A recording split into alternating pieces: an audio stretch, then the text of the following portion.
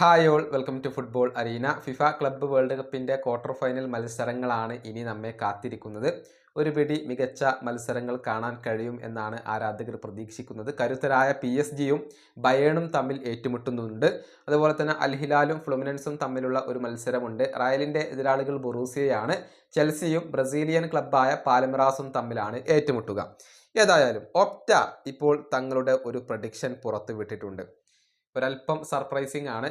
അതായത് ഇപ്പോൾ ഏറ്റവും കൂടുതൽ കിരീട സാധ്യത ഒപ്റ്റ കൽപ്പിക്കപ്പെടുന്നത് അത് ചെൽസിക്കാണ്. നമുക്കറിയാം PSG-യും ബയേണും റയലും ഒക്കെ അവിടെയുണ്ട്. എന്നിട്ടും ചെൽസിക്കാണ് ഇപ്പോൾ ഏറ്റവും കൂടുതൽ കിരീട സാധ്യത അവരിപ്പോൾ കൽപ്പിക്കപ്പെടുന്നത്.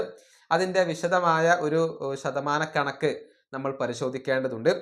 ചെൽസി സെമി ഫൈനലിൽ എത്താൻ 74.8% സാധ്യതയുണ്ട്. ഫൈനലിൽ എത്താൻ 57.9% സാധ്യതയുണ്ട്. ഫിഫ ക്ലബ്ബ് വേൾഡ് കപ്പ് നേടാൻ 26.8% സാധ്യതയുണ്ട്. അങ്ങനെയാണ് ചെൽസിയുടെ ഒരു കണക്ക് വരുന്നത്. കിരീടം നേടാൻ ഏറ്റവും കൂടുതൽ സാധ്യതയുള്ളത് ചെൽസിക്കാണ്.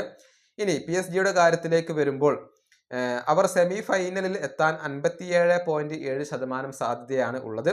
ഫൈനലിൽ എത്താൻ 35.6% സാധ്യത. കിരീടം നേടാൻ 24.9% സാധ്യത. ഇനി റയലിൻ്റെ കാര്യത്തിലേക്ക് വരുമ്പോൾ 59.7% സാധ്യതയാണ് അവർ സെമി ഫൈനലിൽ എത്താൻ ഉള്ളത്. ഫൈനലിൽ എത്താൻ 27.1% സാധ്യത. വിന്നർ ആവാൻ 16.9% സാധ്യത. അതായത് റയൽ ഈ കിരീടം നേടാനുള്ള സാധ്യത കുറവാണ് എന്നാണ് ഒപ്റ്റയുടെ ഒരു പ്രഡിക്ഷൻ വരുന്നത്. നാലാമത് ബയേൺ ആണ് വരുന്നത്. സെമി ഫൈനലിൽ എത്താൻ 42.3% സാധ്യത. ഫൈനലിൽ എത്താൻ 23.3% സാധ്യത. കിരീടം നേടാനുള്ള സാധ്യത 14.8%. അങ്ങനെയാണ് ബയേണിന്റെ കണക്കുകൾ വരുന്നത്. 5-ാം സ്ഥാനത്ത് ജർമ്മൻ ക്ലബ്ബായ ബൊറൂസിയയാണ് വരുന്നത്. കിരീടം നേടാൻ 7.6% സാധ്യതയാണ് അവർക്കുള്ളത്.